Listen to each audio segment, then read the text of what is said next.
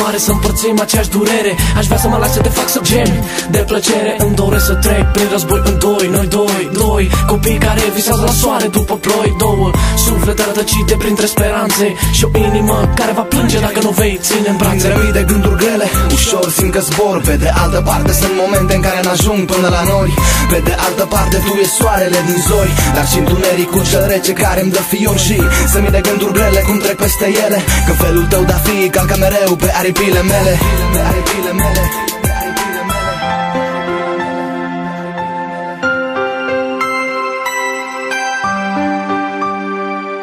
Am o inimă care la doi se împarte. Ești aproape și totuși atât de departe, departe.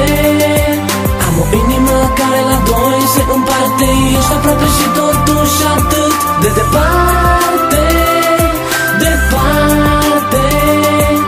Departe ești și te-aș vrea mai aproape, să fii lângă mine tu.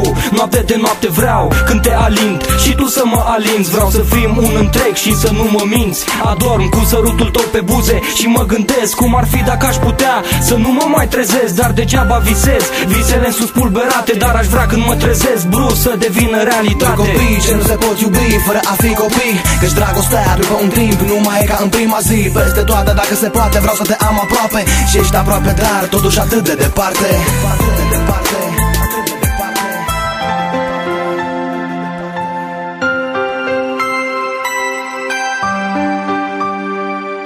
Am o inimă care la doi se împarte. Ești aproape și totuși atât de departe, departe.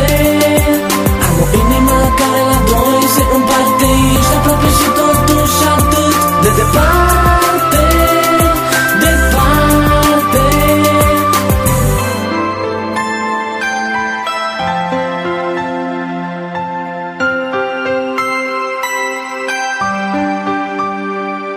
Am o inimă care la doi se împarte. Ești aproape și totuși atât de departe, departe. Am o inimă care la doi se împarte. Ești aproape și totuși atât de departe.